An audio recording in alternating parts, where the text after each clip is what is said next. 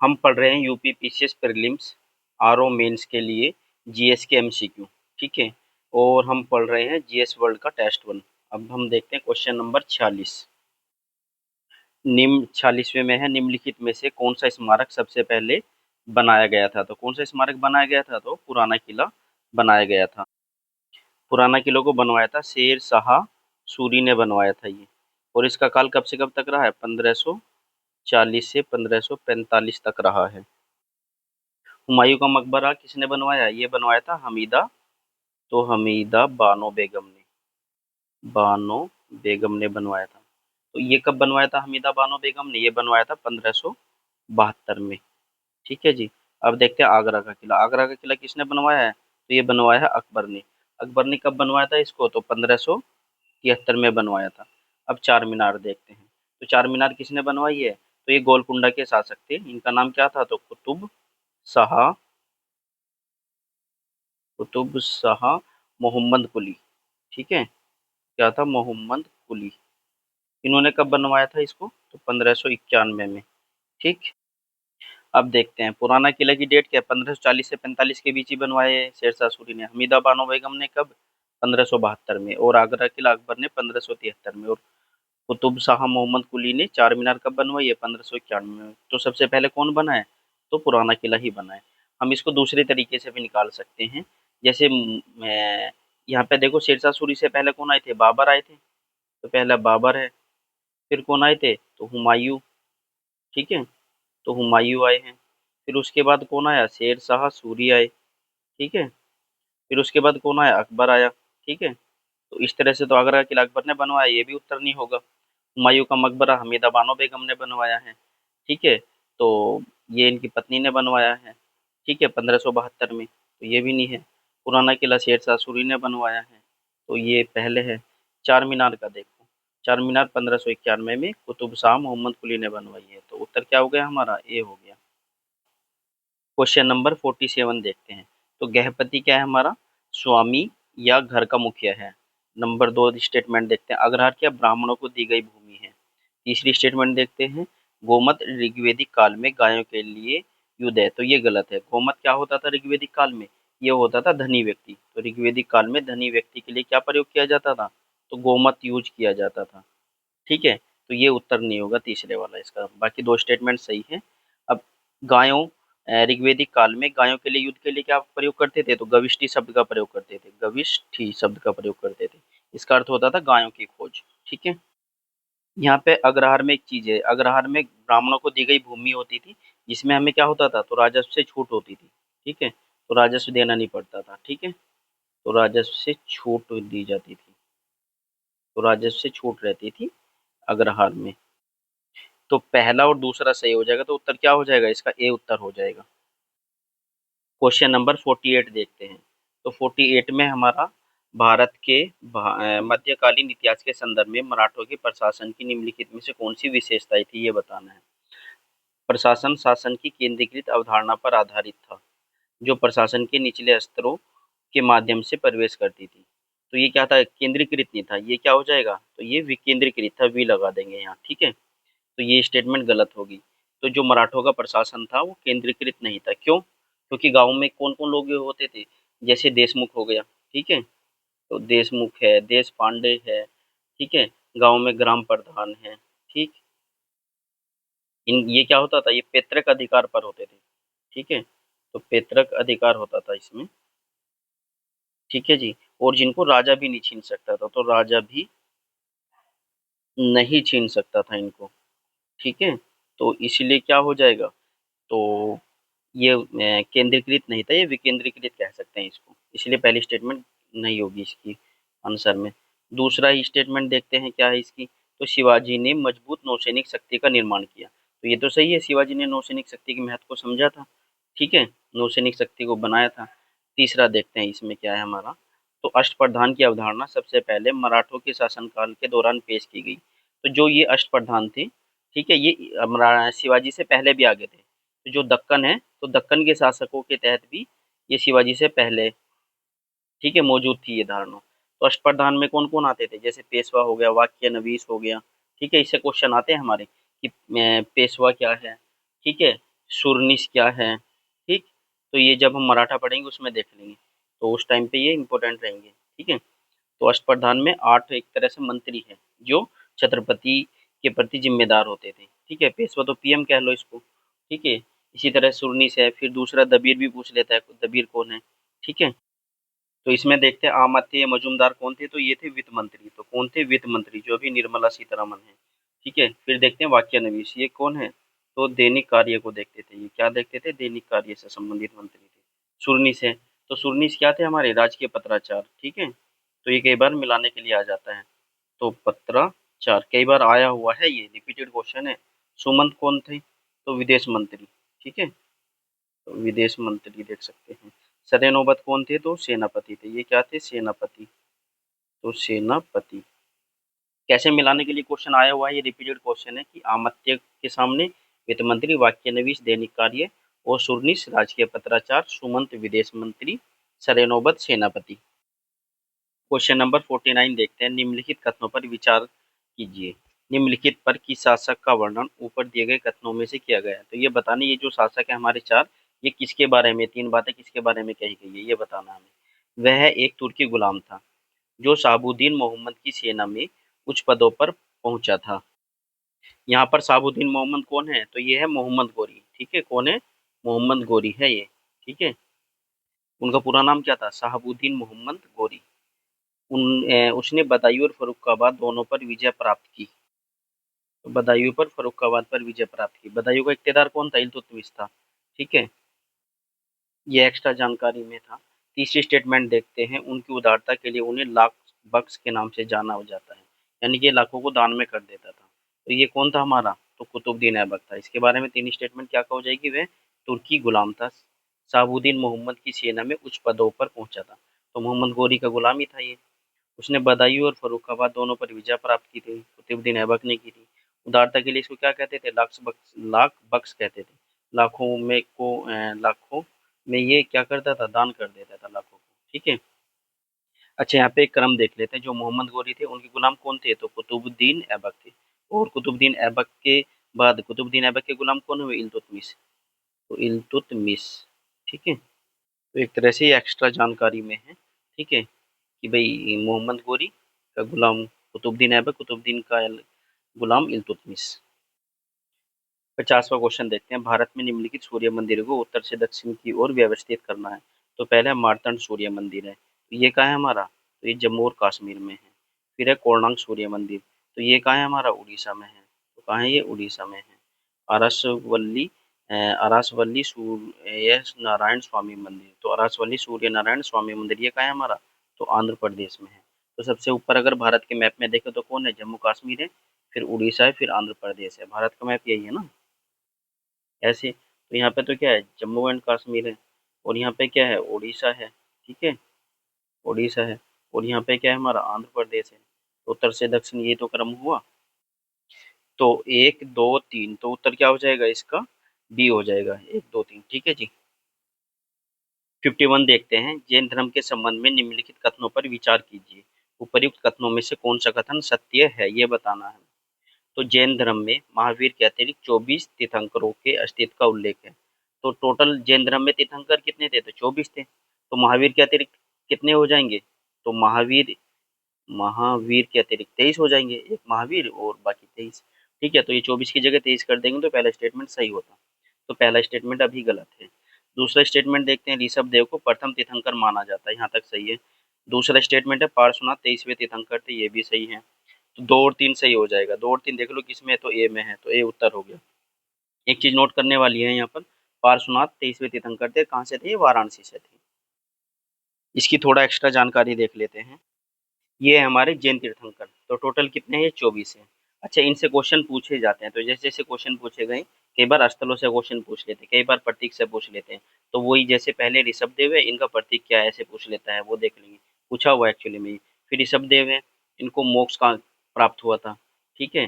फिर या इनके मोक्ष जन्म स्थान कौन सा है, इस पर क्वेश्चन पूछ लेता है। ऋषभ देव ठीक से संबंधित कौन सा स्थल है, तो ये पूछ सकता है। तो उसी क्रम में है। जैसे अजीत नाथ से संबंधित कौन सा प्रतीक है, तो हाथी है, ठीक है। तो इस तरह से क्वेश्चन पूछते हैं। आए हुए क्वेश्चन है, सारे रिपीटेड क्वेश्चन हैं, ठीक है। तो हम देखते हैं अब। पहला है हमारे ऋषभदेव, तो पहले तीर्थंकर कौन है? ऋषभदेव है। फिर इनका दूसरा नाम क्या है? ऋषभनाथ है। तीसरा नाम क्या है इनका? आदिनाथ है। ठीक है, इनका प्रतीक क्या है हमारा? तो प्रतीक है इनका वृषभ है। इनका प्रतीक क्या है? सांड है। ठीक है, दोनों ही प्रतीक इनके हैं ये। ठीक है, फिर ऋषभदेव से संबंधित जो मोक्ष स्थल है अष्टापद है, कौन सा है? अष्टापद है। फिर ऋषभदेव से एक स्थल संबंधित है अयोध्या, तो ये पूछ लेते हैं ऋषभदेव से संबंधित स्थल कौन सा है? तो अयोध्या है। फिर दूसरे तीर्थंकर कौन है ये बताइए? तो दूसरे तीर्थंकर है हमारे अजितनाथ। ठीक है, तो इनका प्रतीक कौन सा है? तो हाथी है। तीसरे अ, तीर्थंकर कौन है? संभवनाथ, अश्व है यानी घोड़ा है। अच्छा, घोड़ा किसी भी रेस को ना जीतने के लिए संभावना पैदा करता है, तो ऐसे कर सकते हैं। तो घोड़ा क्या है? संभव है। अजित यानी हाथी को क्या है? जीता नहीं जा सकता, अजित, ऐसे देख लो। ऋषभ है तो वृषभ है, तो ये तीन देख लिए हमने प्रतीक। ऋषभ देव का वृषभ, अजितनाथ का हाथी और संभवनाथ का घोड़ा अश्व। ठीक है, यानी कि घोड़ा क्या कर देता है? जीत को संभव कर देता है। यहाँ पर एक फैक्ट हो रहा है संभवनाथ से संबंधित, इनसे संबंधित है श्रावस्ती। अच्छा, एक चीज नोट करने वाली है, श्रावस्ती में सबसे ज्यादा उपदेश दिए थे किसने? गौतम बुद्ध जी ने। ठीक है, ये नोट करने वाली है, बौद्ध धर्म से संबंधित है।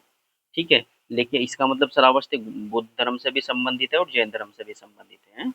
तो संभवनाथ से संबंधित कौन सा स्थल है? तो श्रावस्ती है। अब देखते हैं छठे तीर्थंकर। छठे तीर्थंकर का नाम क्या है? पदम प्रभु है। इनसे संबंधित कौन कौन से स्थल है? तो पबोसा, प्रभासगिरी, कौशाम्बी। तो कौशाम्बी भी है। अच्छा, एक आया हुआ क्वेश्चन है, कौशाम्बी किस किस धर्म से संबंधित है? तो बौद्ध धर्म से संबंधित है और जैन धर्म से संबंधित है, यानी कि दोनों से संबंधित है ये। कौशाम्बी के बारे में पूछा जाता है।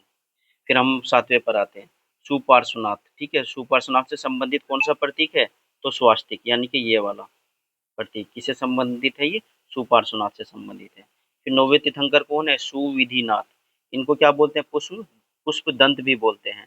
ठीक है, तो पुष्प दंत भी है। इनसे संबंधित कौन सा स्थल है? तो कांकदी स्थल है। ठीक है जी।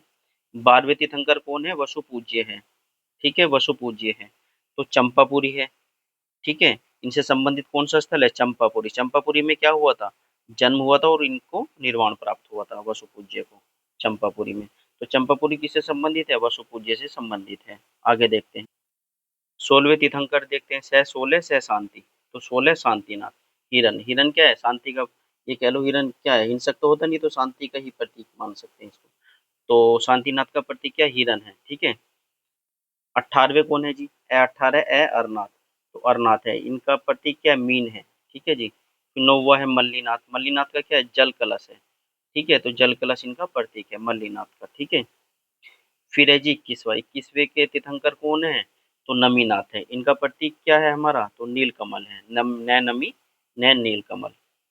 फिर हमारा 22वां देखो, तो इनको क्या, ये तो नमीनाथ हो गए 21वें, और 22वें है नेमीनाथ। तो यानी कि नेमी है इनमें। ठीक है, नेमीनाथ। तो 22वें में क्या है? नेमी है। ठीक है, इनका दूसरा नाम क्या है? अरिष्ट नेमी भी है। क्या है? अरिष्ट नेमी। तो अरिष्ट नेमी कह लो या नेमीनाथ कह लो। ठीक है, एक ही बात है। कौन से नंबर के हैं ये? 22वें नंबर के हैं। ठीक है, तो इनका क्या है प्रतीक? तो शंख है, शंख। और उज्जयंती इनसे संबंधित है। ठीक है, ये स्थल है। फिर हमारे 23वें कौन है? पार्श्वनाथ, पार्श्व सर्प। ठीक है, 24वें तीर्थंकर कौन है? तो महावीर है। इनका प्रतीक क्या है? सिंह है। ठीक है, पावापुरी है। इनका जन्म कहाँ हुआ था? पावापुरी में हुआ था। ठीक है, कुंडग्राम भी इनसे संबंधित स्थल है। ठीक है जी।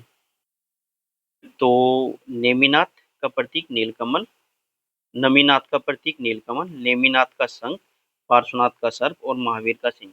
महावीर के बारे में और एक्स्ट्रा जानकारी देखते हैं। इनकी माता का नाम क्या था? तो त्रिशला था। ठीक है, और पिता का नाम सिद्धार्थ था। पत्नी क्या थी इनकी? तो यशोदा थी। और ज्ञान देखो इनको, तो जाम्बिक ग्राम रिजुपालिका नदी के तट पर साल वृक्ष के नीचे प्राप्त होता। ज्ञान कहाँ प्राप्त हुआ इनको? तो जाम्बिक ग्राम में हुआ। रिजुपालिका नदी थी और साल वृक्ष था। है?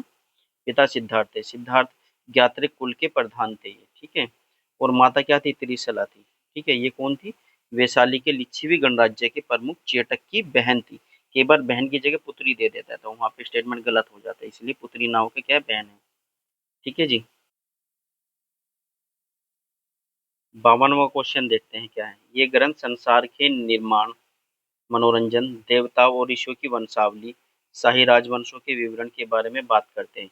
इनमें 4 युगों की अवधारणा है, कृतयुग, त्रेता युग, द्वापर युग और कलयुग। तो पहला युग तो कृत युग है, दूसरा कौन सा है? त्रेता युग है, और तीसरा द्वापर युग है, ठीक है। और चौथा युग कौन सा है, तो कलयुग है, जो अभी चल रहा है, ठीक है। तो ये सब बातें किस ग्रंथ में उल्लेखित है, तो ये सब बातें हैं हमारी पुराणों में, ठीक है।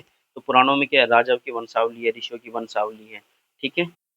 इनके बारे में एक्स्ट्रा जानकारी देख लेते हैं, पुराणों के बारे में एक्स्ट्रा जानकारी देख लेते हैं। तो ये हमारा पुराण के बारे में हम पढ़ने जा रहे हैं। तो पुराण के रचयिता कौन है, तो लोमहर्ष या उनके पुत्र उग्रश्रव। एक्चुअली लोमहर्ष और उनके पुत्र उग्रश्रव ने मिलकर पुराणों की रचना की है। कुल कितने पुराण है, तो 18 पुराण है।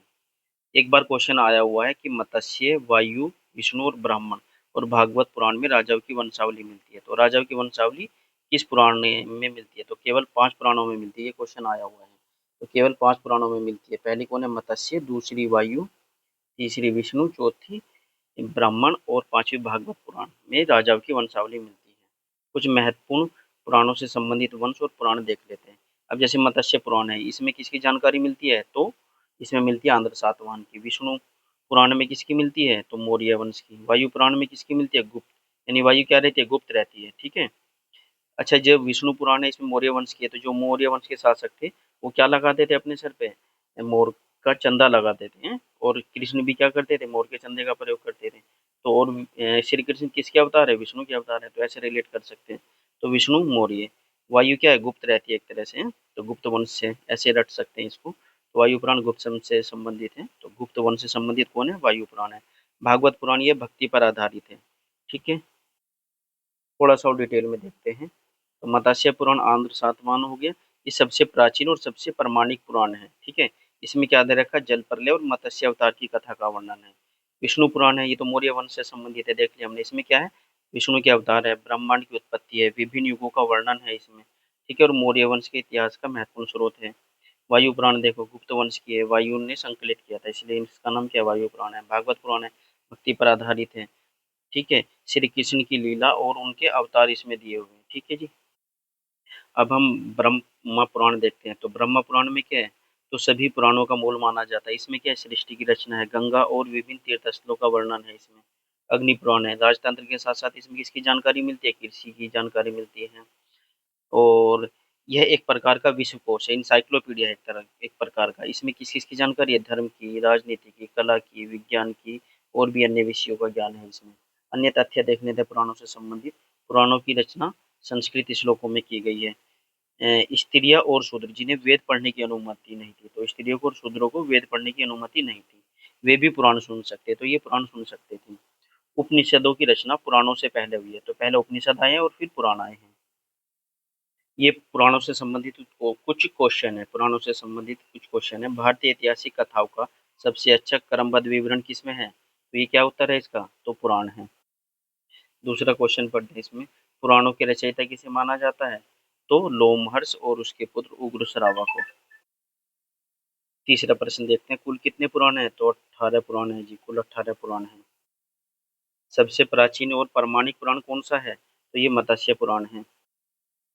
किस पुराण में मौर्य वंश से संबंधित विवरण मिलता है, तो किस पुराण में मिलेगा, ये विष्णु पुराण में मिलेगा। अगला है छठा, आंध्र सातवाहन से संबंधित पुराण कौन सी है, तो ये हमारी मत्स्य पुराण है, आंध्र सातवाहन से संबंधित। सातवां देखते हैं, पुराणों में गुप्त वंश का विवरण किसमें मिलता है, तो वायु पुराण में मिलेगा, वायु गुप्त रहती है। आठवां में है, स्त्री तथा शूद्रों को क्या सुनने की अनुमति थी, तो ये वेद तो सुन नहीं सकते थे, क्या सुन सकते थे, पुराण सुन सकते थे। नौवा है जी, किस पुराण में राजतंत्र के साथ कृषि संबंधी विवरण भी दिया गया है, तो किसमें है ये, तो अग्नि पुराण में दिया गया है। तो क्वेश्चन है पुराण 10वां, पुराणों की रचना उपनिषदों से पहले हुई थी या बाद में हुई थी, ये बताना हमें। तो पहले किसकी रचना हुई है, तो पहले हुई है उपनिषदों की और पुराणों की रचना बाद में हुई है। तो उत्तर क्या हो जाएगा, बी हो जाएगा, यानी कि पहले उपनिषद की रचना हुई है और फिर पुराणों की रचना हुई है, ठीक है। तो पहले उपनिषद फिर पुराण। अब वापस आते हैं हम अपने क्वेश्चन पर। तो 53वां क्वेश्चन देखते हैं इसमें। तो इसमें है, शून्यवाद का सिद्धांत किसने प्रतिपादित किया है, तो शून्यवाद का सिद्धांत किसने प्रतिपादित किया है, तो ये किया है नागार्जुन ने। किसने किया है, नागार्जुन ने किया है। अब नागार्जुन के बारे में एक्स्ट्रा जानकारी देख लेते हैं, क्या क्या इनके बारे में पूछ रखा है पेपर में और क्या पूछ सकता है। तो नागार्जुन ने लगभग कब से कब तक थे, 150 से 250 ईस्वी के आसपास माना जाता है। नागार्जुन क्या थे, महायान बौद्ध धर्म के प्रमुख दार्शनिक थे। तो बौद्ध धर्म की कौन सी शाखा के, महायान के। इनके प्रमुख सिद्धांत और दर्शन देख लेते हैं नागार्जुन के। तो नागार्जुन ने क्या दिया, शून्यवाद का सिद्धांत दिया है, ठीक है, इसे माध्यमिक दर्शन भी कहते हैं। इस सिद्धांत के अनुसार क्या है जी, सभी वस्तुएं और घटनाएं सब अस्तित्वहीन होती हैं, उनकी कोई अपनी पहचान नहीं होती, ठीक है, तो ये शून्यवाद का सिद्धांत है, तो माध्यमिक दर्शन भी कहते हैं। तो शून्यवाद का सिद्धांत या माध्यमिक दर्शन किसका, नागार्जुन का है। इनका दूसरा सिद्धांत कौन सा है, तो सापेक्षता का सिद्धांत है, थ्योरी ऑफ रिलेटिविटी है, ठीक है। इसी कारण इनको क्या कहा जाता है, भारत का आइंस्टीन भी कहा जाता है। सापेक्षता का सिद्धांत के बारे में क्या सापेक्षता का सिद्धांत क्या बताता है, तो हर वस्तु और घटना का अस्तित्व दूसरे पर निर्भर है, ठीक है, सापेक्ष है। एक घटना हुई है तो उसके सापेक्ष दूसरी घटना होगी, फिर तीसरी होगी, इस तरह से। फिर है हमारा तीसरा सिद्धांत, इनका क्या है, प्रतीत्य समुत्पाद का सिद्धांत है, ठीक है, यह उनके दर्शन का आधार भी है। इसका अर्थ क्या होता है, कारण और शर्तों पर निर्भरता है, यानी कि किसी न किसी घटना का कोई ना कोई कारण होगा, ठीक है, अगर कोई घटना हुई है, ठीक है, तो उसका कोई ना कोई कारण जरूर होगा, ठीक है। तो प्रतीत्य समुत्पाद का सिद्धांत बताता है। इस तरह से नागार्जुन के तीन सिद्धांत हो गए, ठीक है। कौन कौन से हो गए जी नागार्जुन के तीन सिद्धांत, तो पहला तो हो गया शून्यवाद का सिद्धांत, दूसरा हो गया सापेक्षता का सिद्धांत, और तीसरा हो गया प्रतीत्य समुत्पाद का सिद्धांत है। नागार्जुन की रचनाएं भी देख लेते हैं, कौन कौन सी रचनाएं, तो माध्यमिक कारिका, ये पूछ रखा है माध्यमिक कारिका किसकी पुस्तक है, रिपीटेड क्वेश्चन है ये, तो नागार्जुन की है। फिर ये प्रज्ञा पारमिता शास्त्र किसकी रचना है, तो ये भी नागार्जुन की है। माध्यमिक कारिका पुस्तक में इन्होंने क्या दिया था, शून्यवाद के सिद्धांत की व्याख्या की है। तो और अन्य जुड़े तथ्य देख लेते हैं नागार्जुन से। तो इनका जन्म कहाँ हुआ था, आंध्र प्रदेश में हुआ था, ठीक है जी। संरक्षण किस किसने दिया था नागार्जुन को, सातवाहन राजा यक्षश्री सातकर्णी ने, और कनिष्क के दरबार में ये विद्वान भी थे ये, ठीक है, तो कनिष्क ने भी इनको संरक्षण दिया था, तो कनिष्क के दरबार के विद्वान थे ये नागार्जुन। फिर प्रभाव देख लेते हैं, तो नागार्जुन के दर्शन का तिब्बती और चीनी बौद्ध धर्म पर गहरा प्रभाव पड़ा है, ठीक है। नागार्जुन देख लेते हैं जी, इन्होंने अमिताभ बुद्ध की पूजा को लोकप्रिय बनाया। तो नागार्जुन ने किस बुद्ध की पूजा को लोकप्रिय बनाया, तो अमिताभ बुद्ध की पूजा को लोकप्रिय बनाया है, जो महायान बौद्ध धर्म का एक महत्वपूर्ण हिस्सा है, ठीक है। तो मोटा मोटा देख लो इनकी क्या क्या चीजें इंपॉर्टेंट है।